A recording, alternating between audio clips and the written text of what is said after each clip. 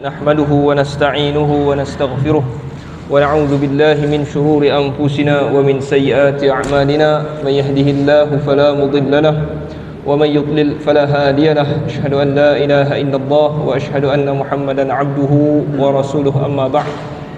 Saya muliakan pengurusi, tuan-tuan imam, pegawai masjid, ahli jawatan kuasa Masjid Taman Togo Jaafar, seterusnya para asatizah, tuan-tuan guru, hadirin hadirat yang dirahmati Allah Subhanahu wa taala sekalian. Apa khabar semua? Alhamdulillah. Pertama-tama sekali marilah sama-sama kita bersyukur kepada Allah Subhanahu wa taala yang telah mempertemukan kita pada malam ini. Malam ni 26. Saya lupa 23 Rabiul Akhir. Betul lah, 23 Rabiul Akhir.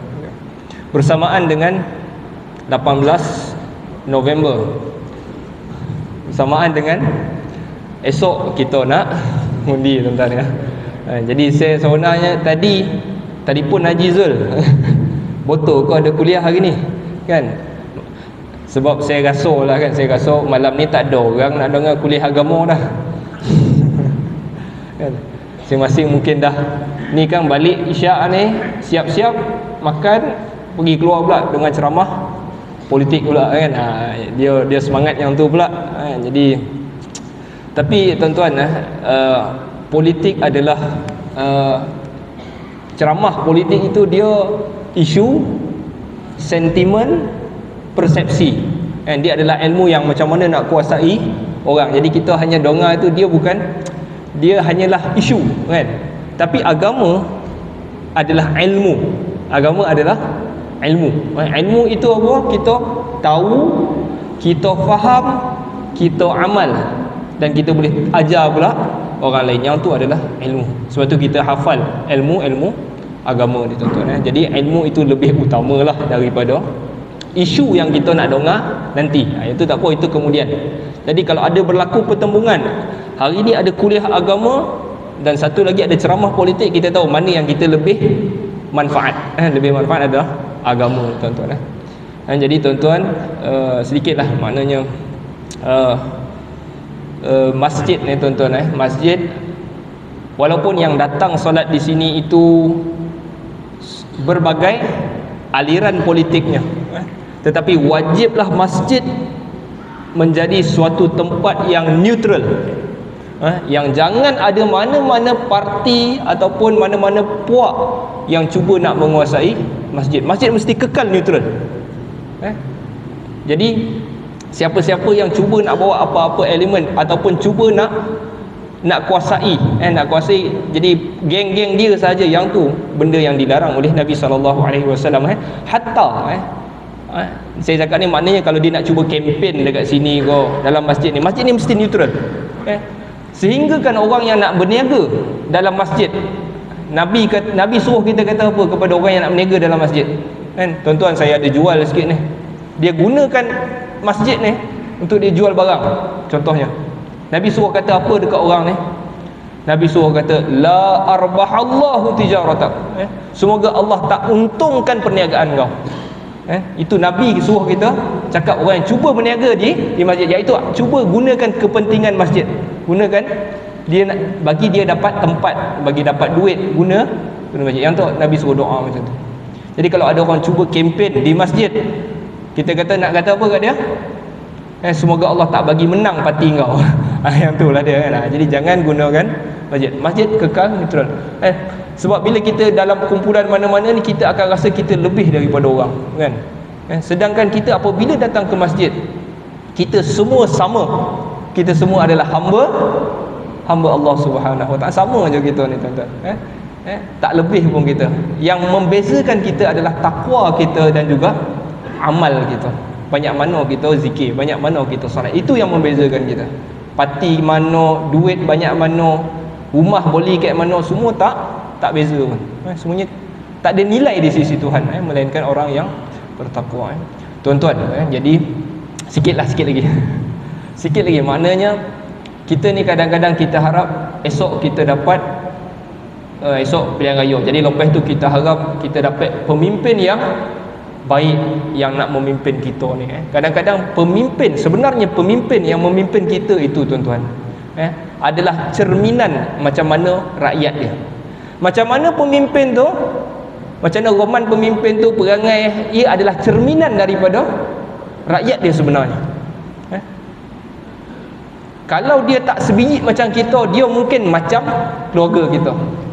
Kalau dia tak macam keluarga kita, dia macam masyarakat kita. Macam itulah. Macam mana pemimpin itu, macam itulah kita sebenarnya. Dia adalah cerminan kita.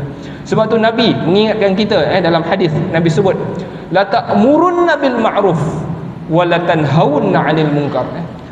Sungguh-sungguh kamu menyuruh kepada benda yang baik, dan sungguh-sungguh kamu cegah benda-benda yang mungkar.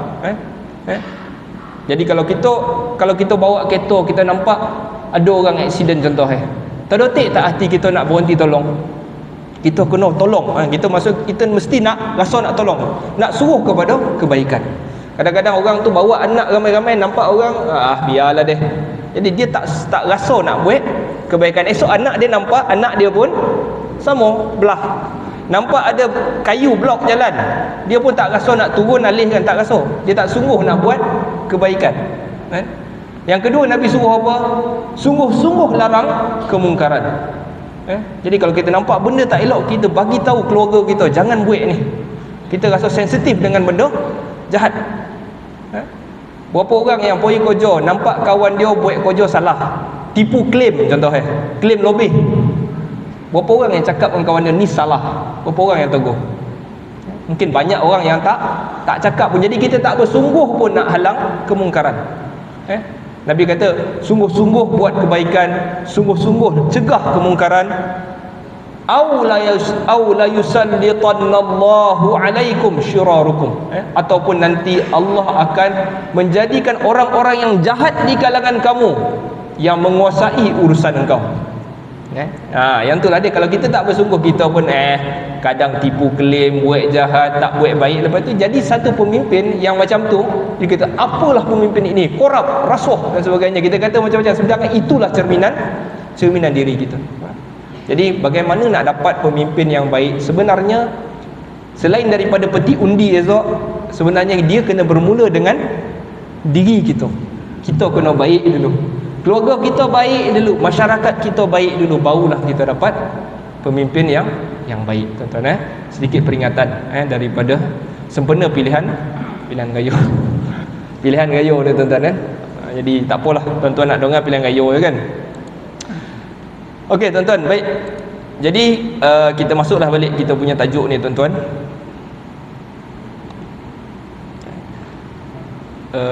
Jadi jangan lupa juga kita doalah untuk diri kita sebelum kita mengundi esok ni. Kita doa, ya Allah, jadikanlah orang yang menguruskan urusan kami ini orang-orang yang baik. Doa ulama ajar kita, Allahumma walli umurana khiyarana wala tuwalli umurana syirarana. Ya Allah, bagilah orang-orang yang baik di kalangan kami menguasai urusan kami, dan janganlah bagi orang-orang yang jahat ini menguasai urusan kami. Yang tu kita doa, semoga Allah Taala bagi kita orang-orang yang soleh. Okey, dah mana ni? Okey, jadi kita patah balik kita punya kuliah ni, tuan-tuan. Kitab Hisnul Muslim, yang ni dia punya bentuk PDF, nampak tuan-tuan? Okey. Jadi last minggu lepas kita belajar, ini dah jauh ni. Mana ni? Itulah 60. Ya tuan-tuan.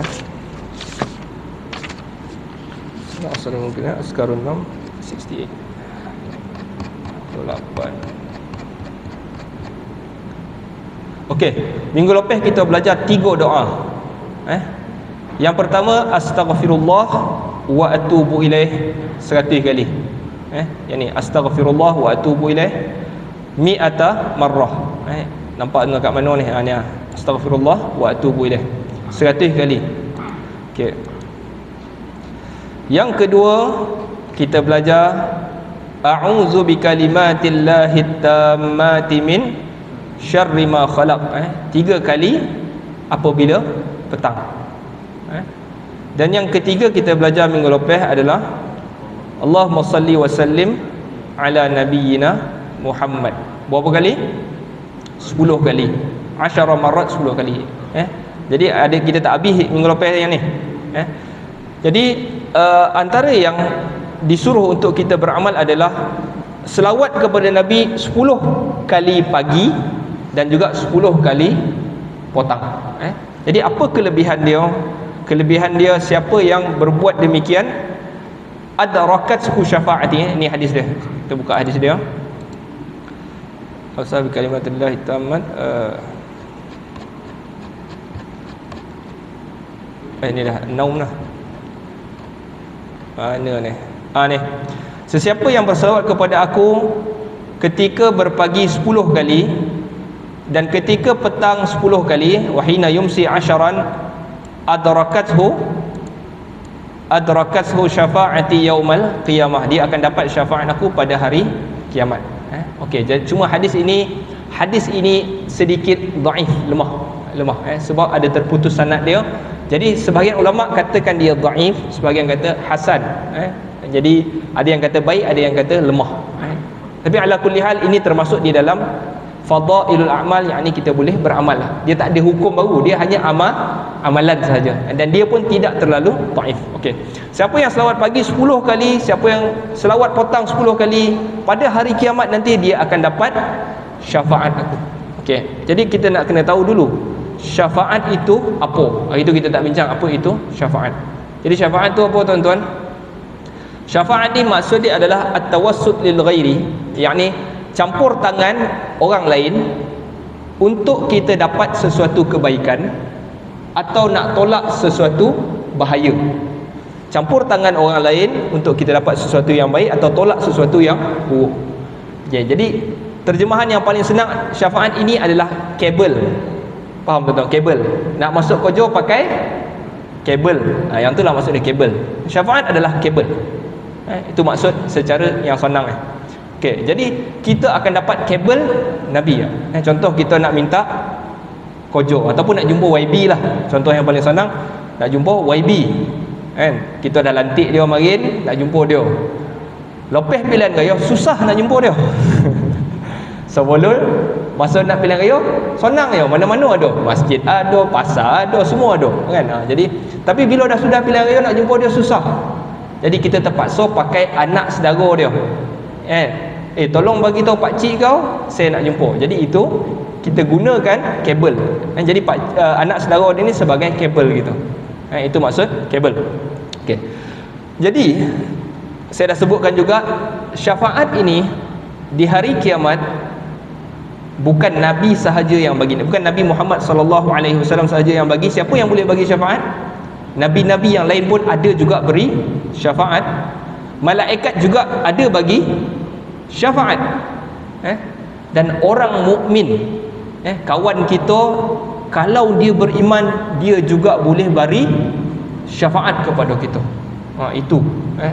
Okey, tetapi syafaat yang paling besar adalah syafaat Nabi sallallahu alaihi wasallam. Okey, jadi kita nak tahu dululah apakah jenis-jenis syafaat yang kita boleh dapat daripada Nabi sallallahu alaihi wasallam. Syafaat ini untuk Nabi itu sendiri ada 3 jenis. Yang pertama adalah syafaatul uzma, syafaat yang paling besar.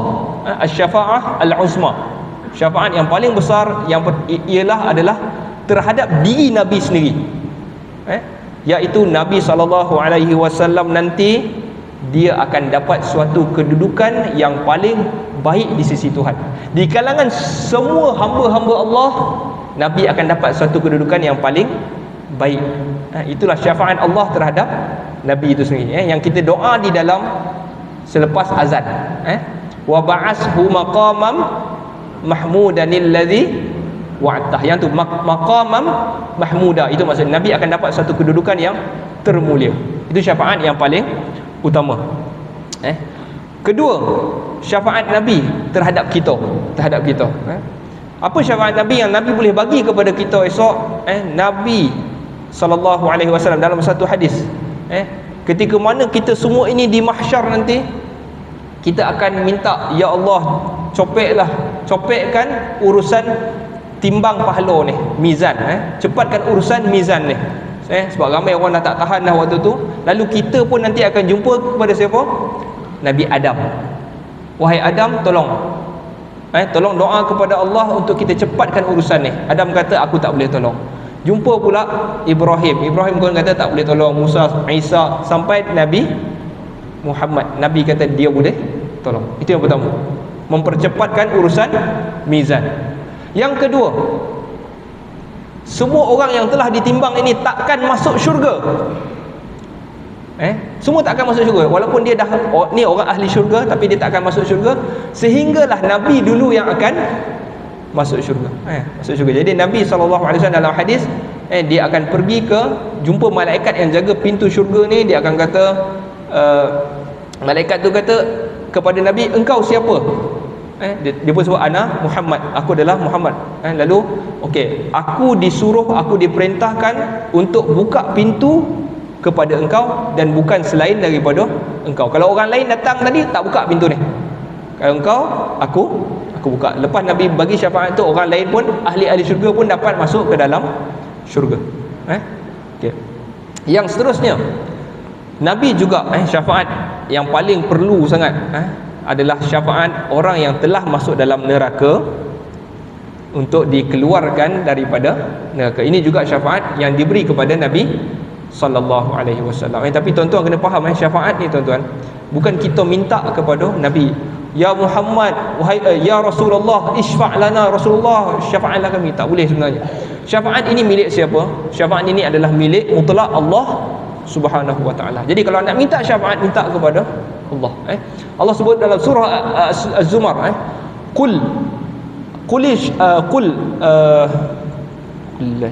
qul lillahi syafa'atu jami'a. Katakanlah milik Allah syafaat seluruhnya. Milik Allah syafaat itu. Allah sebut dalam ayatul kursi, man dzalladzi yashfa'u 'indahu illa biiznih. Siapa yang boleh memberi syafaat kecuali dengan izinnya. Jadi syafaat ni kita tak minta dengan Nabi, kita minta dengan Allah. Ya Allah, kurniakan aku syafaat Nabimu. Jangan kita ikut sebahagian orang, wahai Rasulullah syafaatlah aku, syafaat. Kita tak minta dengan Rasulullah, sebab syafaat bukan milik Rasulullah, tapi Allah yang beri dia. Okey, minta kepada Allah. Okey. Jadi syafaat tadi, yang ketiga tadi, syafaat iaitu Nabi boleh keluarkan orang yang dah masuk dalam neraka dan bawa masuk dalam syurga. Jadi syafaat ini diceritakan di dalam hadis. Nabi berjumpa dengan Allah Subhanahu wa taala, lalu orang ahli-ahli neraka ni minta tolong kepada nabi-nabi sebelum, sama macam cerita tadi. Nabi sebelum ni minta tak dapat, minta Nabi Muhammad, Nabi tolong. Nabi jumpa dengan Allah Subhanahu wa taala, Nabi kata, aku pun sujud kepada Allah. Kemudian sampai Allah kata, irfa' ra'sak, angkat kepala engkau wahai Muhammad. Sal tu'tih, mintalah engkau akan diberi. Minta syafaat. Syafaat tu apa? Nak tolong orang, nak minta tolong orang lain. Kalau kau minta untuk diri engkau diberi. Kalau engkau nak minta tolong orang lain, engkau akan diberi. Diberi tolong, maksudnya diberi permintaan tu, kau boleh tolong orang lain. Lalu Nabi pun minta kepada Allah, ya Allah, ummati umat aku. Lalu Allah SWT bagi tahu kepada Nabi, sesiapa yang ada di dalam jantung dia mithqala habbatin mithqala burratin au sya'irin, sesiapa yang ada di dalam jiwa dia, yang dalam neraka tu tadi, sebesar biji gandum. Biji gandum tuan-tuan, gandumnya biji dia besar biji bali tu, au sya'ir ataupun besar biji bali. Minal iman, daripada iman, dalam neraka tu, fa akhrijhu, kau pergi dan kau keluarkan dia. Lepas tu dah bawa keluar semua ni yang ada sebesar gandum ni tadi, iman ni dah, Nabi dah selamatkan semua masuk dalam syurga. Lepas tu Nabi sujud lagi kepada Allah Ta'ala, Nabi minta lagi. Lepas tu Allah kata, sesiapa yang ada di dalam jantung dia sebesar sawi, biji sawi, khardal minal iman, lagi kecil lah, keluarkan dia. Lalu Nabi pergi ke neraka dan Nabi keluarkan yang ada besar iman. Sampai kali ketiga Nabi pergi lagi dan Allah Ta'ala sebut kepada Nabi, Nabi nak tolong kita ni, Nabi minta kepada Allah, Ya Allah, betul Nabi Allah SWT sebut, sesiapa yang ada sebesar sesiapa yang ada sebesar khardal, biji sawi, adna, siapa yang ada sikit, maksudnya lagi sikit daripada biji sawi pun, keluarkan dia di dalam daripada neraka. Jadi demikian, itu syafaat Nabi SAW. Dia nak tolong kita ni. Jadi apa sahaja yang membolehkan kita dapat syafaat, kita cuba amalkan tuan-tuan. Salah satunya adalah selawat ni. Maksudnya selawat 10 kali pada waktu pagi, 10 kali pada waktu petang. Kita selawatlah kepada Nabi. Allahumma salli ala Muhammad wa ala ali Muhammad. Ataupun kita ikut teks ni tadi, teks ni tadi yang ni, Allahumma salli wa sallim ala Nabiyyina Muhammad. Tak nampak pula ni. Allahumma salli wa sallim ala Nabiyyina Muhammad. Baca 10 kali. Sama apa-apa saja boleh. Allahumma salli ala Muhammad wa ala ali Muhammad. Dan cara lain untuk kita dapat syafaat juga adalah baca doa selepas azan. Lepas azan tadi, bila azan kan, kita baca tak tadi? Kau kita atas tangan dia. Amin. Kan buat-buat baca doa pun ada juga orang ni. Kita baca Allahumma, habis azan, la ilaha illallah. Sepatutnya kita selawat dulu. Allahumma salli ala Muhammad wa ala ali Muhammad. Allahumma rabb hadhihi ad-da'wah wa tammah was salatul qa'imah ati Muhammadan al-wasilatul fadilah wa ba'athu maqaman mahmudan alladhi wa'adtah. Innaka la tukhliful mi'ad. Boleh tambah, tak tambah pun tak apa. Jadi itu juga membolehkan kita dapat syafaat Nabi pada hari kiamat. Okey. Jadi habis tajuk kita berkenaan zikir pagi dan petang. Zikir yang ke-24, pagi dan petang, yang boleh kita amalkan apa yang Nabi SAW gesa kita ataupun ajarkan kita. Yang ini kita nak masuk zikir tidur. Zikir tidur. Ini ramai orang kita ni. Bukan orang kita, saya yang sebenarnya suka. Zikir tidur sebab suka tidur. Okay, yang pertama sekali, apa yang Nabi SAW buat apabila tidur. Teks ni teks Arab tuan-tuan. Sebab kalau kita nak cari teks Melayu tu dia macam tebal sikit. Tapi sekarang ni dah ada dah yang nipis-nipis ni. Okey. Zikir tidur yang pertama, saya bacakan dulu. Yajma'u kaffaihi thumma yanfusu fihima. Dia rapatkan kedua tangan dia macam ni. Rapatkan kedua tapak tangan ini, kemudian dia tiup, yanfusu fihima. Dia tiup pada kedua-dua tangan tu. Okey, cumanya tiup ni ada 3 level. Satu disebut nafakh. Itu level pertama. Nafakh ni dia tak ada air keluar, dia angin dia. Macam tu. Itu nafakh. Wa nufikha fis sur. Ditiup sangkakala. Yang tu tiup, angin tak ada air. Yang level kedua, nafas. Yang ni level kedua ni, yanfusu ni tuan-tuan. Kalau tuan-tuan nampak ni, ini teks ni, nafas. Ni ada dalam surah Qul a'udzu birabbil falaq, min syarri ma khalaq wa min syarrin nafas. Okey, yang ni level yang kedua, tiup. Yang ni dia ada keluar air sikit. Tiup tu dia ada keluar air sikit. Air dia tu keluar sikit, nafas. Yang ni nafas. Yang ketiga dia panggil tafal.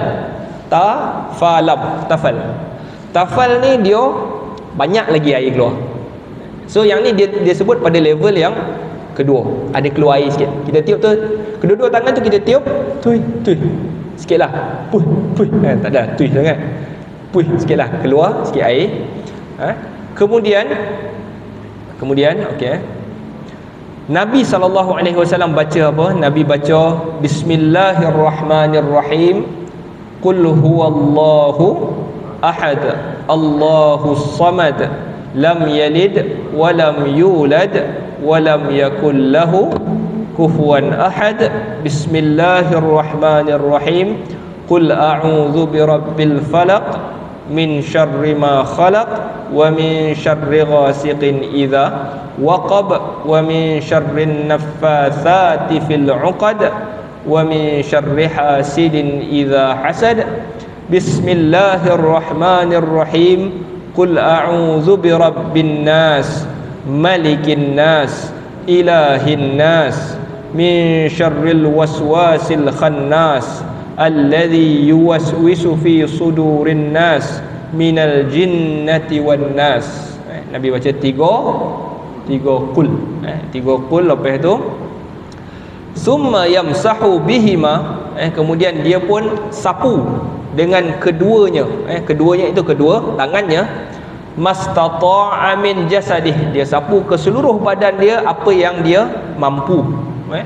Yabda'u bihima, dia mulakan keduanya, sapu tu tadi dia mulakan ala ra'sihi wa wajhihi wa ma aqbala min jasadih. Jadi dia sapu macam mana? Dia start dengan kepala dulu, lepas tu dia sapu muka, kemudian dia sapu apa yang dia sampai daripada tangan dia. Biasa orang sapu macam tu lah, sapu mana yang sampai.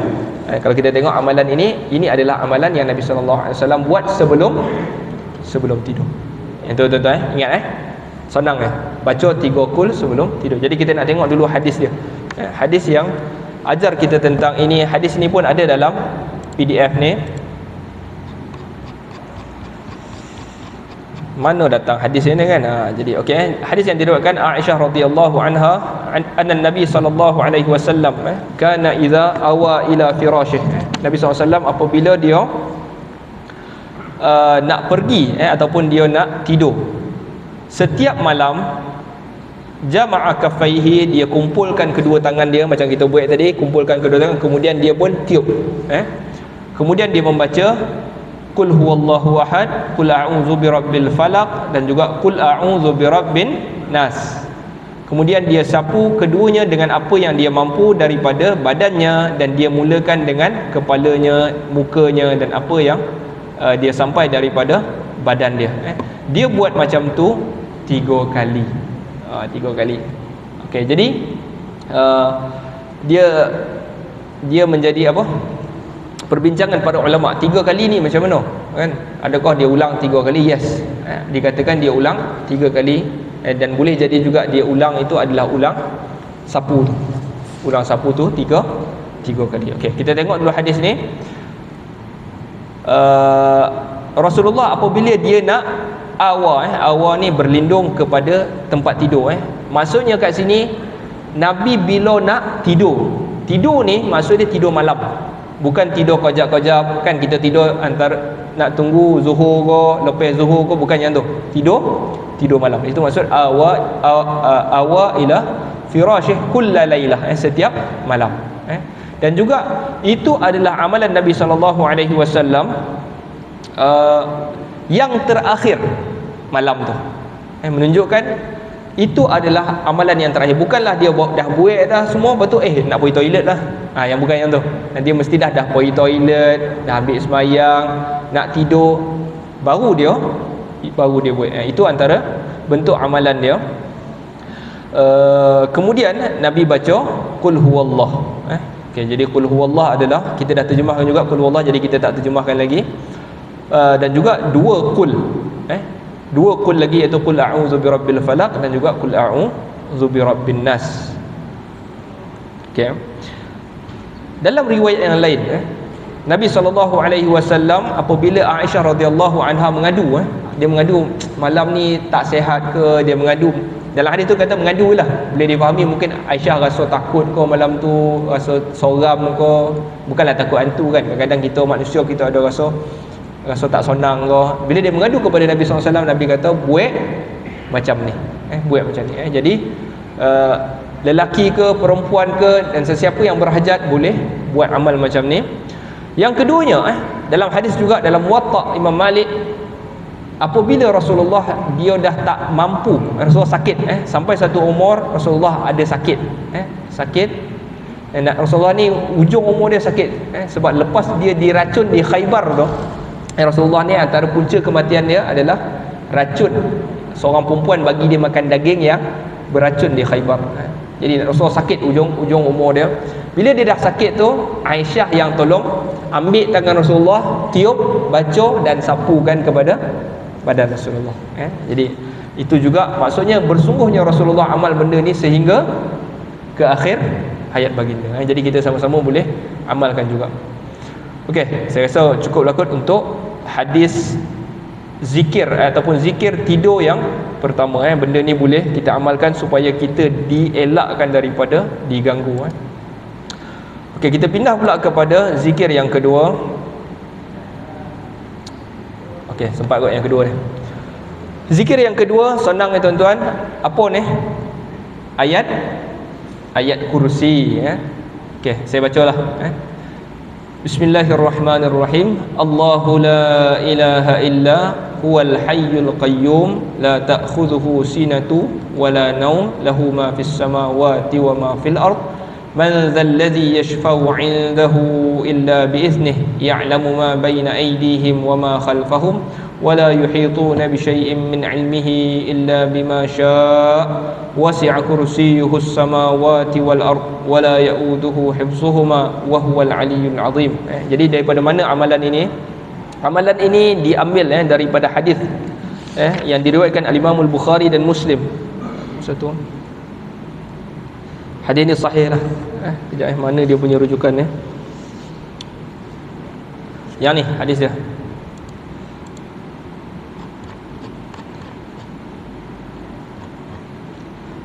Amalan baca ayat kursi sebelum tidur ini diambil daripada hadis ni.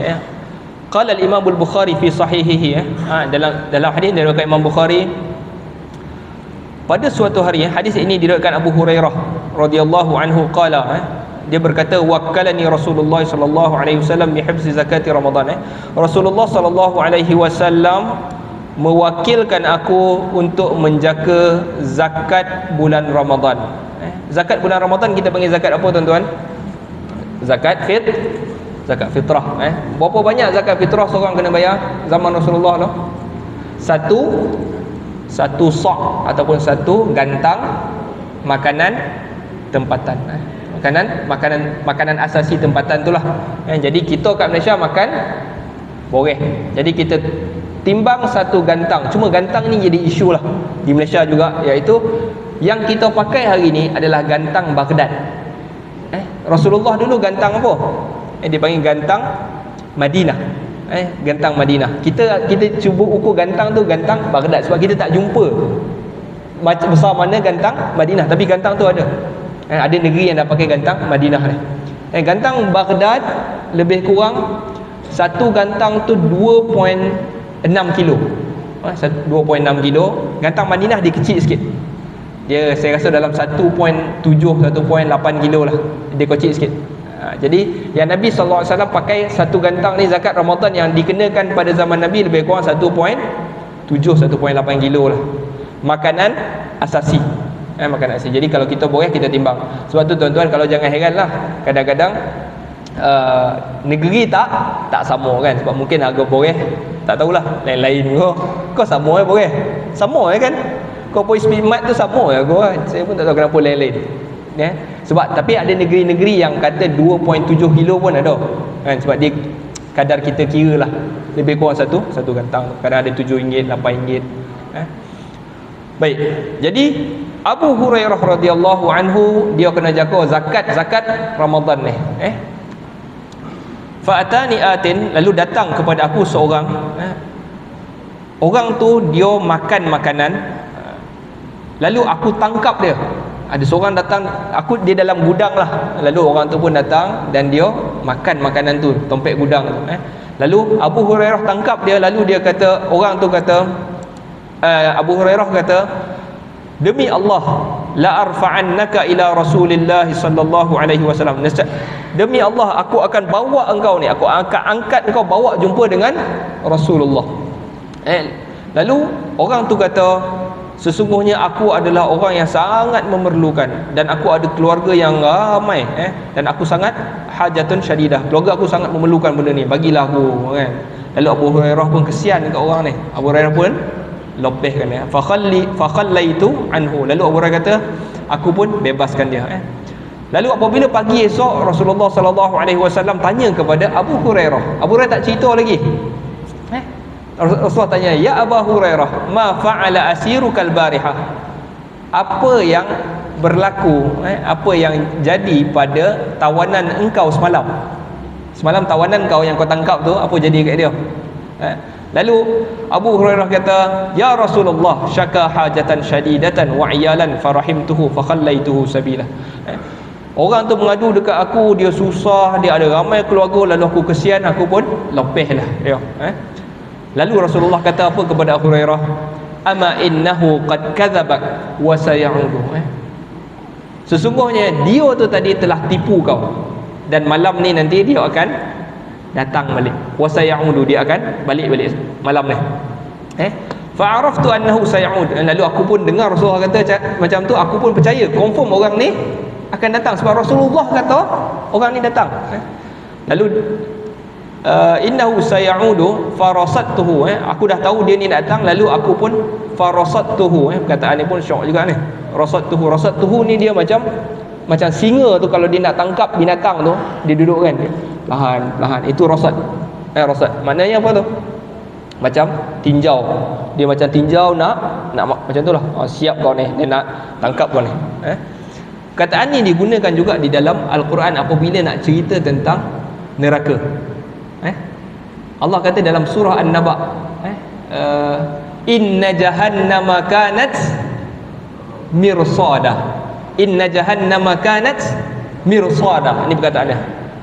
Neraka tu engkau duk tunggu, kalau dia ahli neraka tu macam nak terkam kau dah. Dia nak terkam kau dah. Jadi begitu Allah gambarkan punya kita.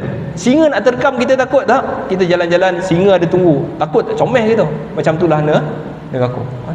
Okey. Lalu Abu Hurairah kata aku pun tinjau dia. Kan aku pun dah skudek, dah tengok nak terkam dah ni. Lalu orang tu pun datang dan dia pun makan makanan itu, lalu aku pun tangkap dia. Lalu Abu Hurairah kata aku akan bawa kepada engkau ni kepada Rasulullah. Lalu orang tu pun kata tinggalkan aku susah dan aku perlukan keluarga aku ramai, dan aku takkan kembali lagi.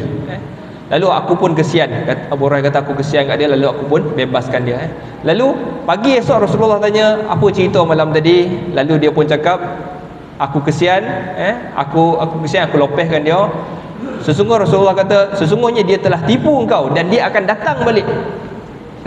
Dah 2 kali tipu dah kan. Lalu pada malam yang ketiga aku pun rasattuhu, aku pun tinjau balik pada malam ketiga. Lalu aku nampak dia makan, dia ambil makanan itu, lalu aku tangkap dan aku Abu Hurairah kata aku akan bawa engkau kepada Rasulullah, dan ini adalah kali ketiga. Kau jangan kau cakap kau tak datang tapi kau datang.